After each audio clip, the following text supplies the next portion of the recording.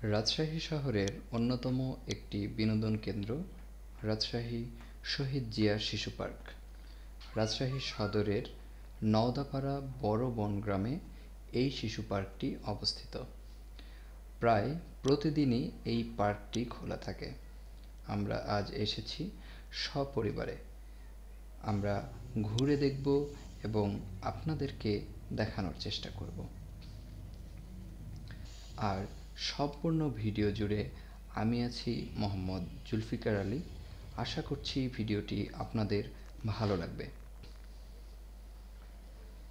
পার্কে জনপ্রতি প্রবেশ মূল্য মাত্র ৩০ টাকা। তবে ২ বছরের ওপরের বয়সী শিশুদের জন্যও টিকিট প্রয়োজন হবে। টিকিট করে ভেতরে প্রবেশ করলাম পার্কের মূল ফটক দিয়ে। আর ভেতরে প্রবেশ করতেই ভেতরের এই মনোরম পরিবেশ দেখে মনটা ভালো হয়ে গেল। আর আমার বাচ্চার দৌড়াদৌড়ি দেখেই তো আসলে বুঝতে পারছেন সে কতটা খুশি। পার্কের ভেতরে ঢুকতেই আমার ছেলের এমন দৌড়াদৌড়ি দেখে আমারও মনটা ভরে গেল। আসলে এমন সুন্দর একটা পার্ক, যেটা বড় ছোট সকলেরই একটা সুন্দর একটা দিন কাটানোর মতো একটা জায়গা। যদিও আজকের এই দিনটি ছিল বেশ আলো ঝলমলে রৌদ্রোজ্জ্বল, বেশ গরমও ছিল বটে। তবে আজকে কিন্তু আমাদের এই ভ্রমণটি অনেক সুন্দর ছিল। সঙ্গে আমার বন্ধু, তার পরিবার সহ, তার বাচ্চা এবং তার পরিবার সহ সে এসেছে। তো আমি এবং আমার বন্ধু নাজমুল সপরিবারে আজকে এই পার্কে ঘোরাঘুরি করব। ঘুরে ঘুরে দেখব, বাচ্চাদেরকে দেখাবো, রাইডে যদি ওঠানো পসিবল হয় রাইডে উঠব, আর আপনাদেরকেও এটা দেখাবো ঘুরে ঘুরে। তো দেখতে পাচ্ছেন এটা হচ্ছে একটি লেক,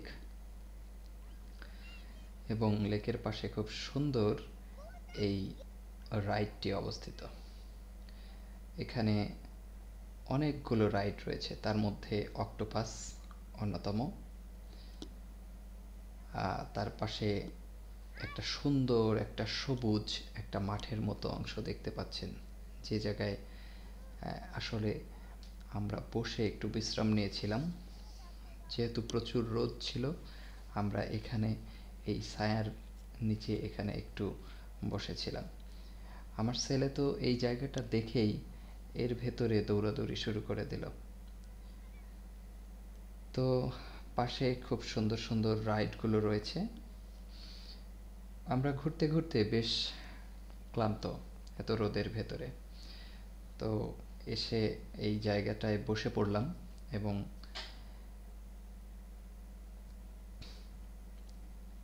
দেখতেই পাচ্ছেন চারিদিকের অবস্থা বেশ গরম। ওই যে দেখা যাচ্ছে ট্রেন চলেছে।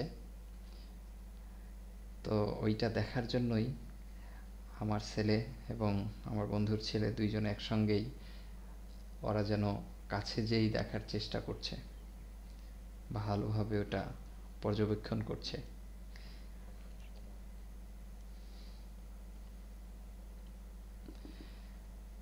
লেকের মাঝখান দিয়ে পাহাড়ের মতো এই অংশটার ভেতর থেকে ট্রেনটা বের হয়ে আবারও স্টেশনে ফিরে যাবে।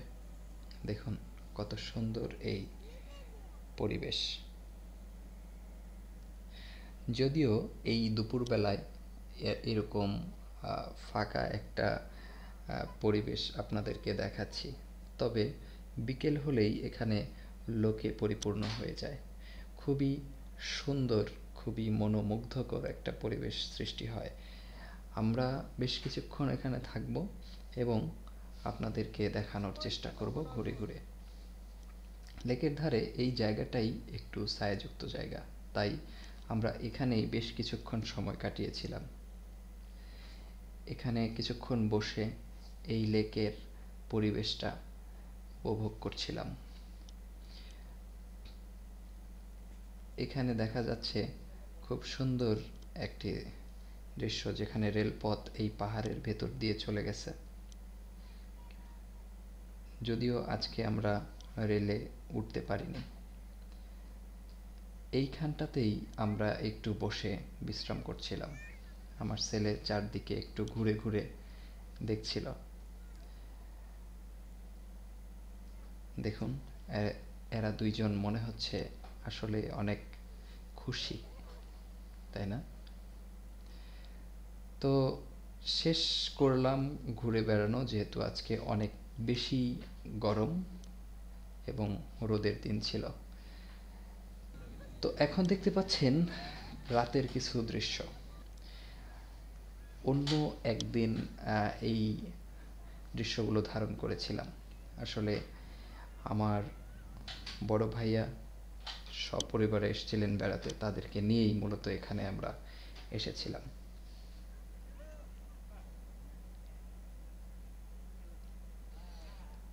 রাতের ট্রেন ভ্রমণ।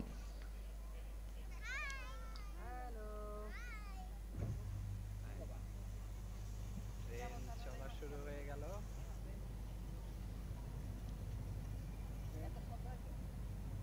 স্টেশন থেকে ছেড়ে দিয়েছে ট্রেন। রাতের ট্রেন ছেড়ে দিয়েছে, আমরা অনেক কিছু দেখতে পাচ্ছি। চারিদিকের প্রাকৃতিক পরিবেশ দৃশ্য। বেশ সুন্দর দেখায়, যদিও আমার মোবাইল ফোনের ক্যামেরাটা খুব ভালো না হওয়ার কারণে আপনাদের হয়তো খুব ভালোভাবে এই রাতের দৃশ্যগুলো দেখাতে পারছি না। তবে খুবই সুন্দর এবং মনোরম একটা পরিবেশ। রাতের বেলা একটু ঠান্ডা ঠান্ডা থাকে পরিবেশটা, যার কারণে আরও ভালো এটা দেখায়। তো সন্ধ্যা পরে আমরা যেটা বলছি রাত, আসলে এই সময়টা ছিল সন্ধ্যা পরের পরিবেশটা।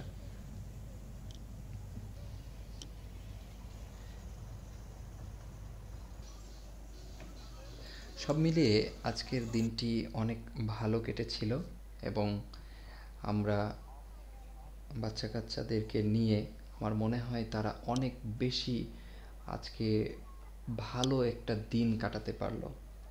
সবাই খুবই খুশি, খুবই আনন্দিত। আশা করছি আপনারা যদি এখানে আসেন অনেক ভালো একটা সময় কাটাবেন, অনেক ভালো একটা দিন এখান থেকে পার করতে পারবেন। বসো আবু সাইদ, বসো। আমরাও খুব সুন্দর একটা দিন পার করলাম। সকলকে অসংখ্য ধন্যবাদ এতক্ষণ সময় এই ভ্লগটি দেখার জন্য। ভালো থাকবেন, সুস্থ থাকবেন। আগামী দিনের জন্য শুভকামনা। পরবর্তী ভ্লগে আবারও কোনো একটা সুন্দর জায়গা নিয়ে হাজির হব ইনশাল্লাহ। আল্লাহ হাফেজ।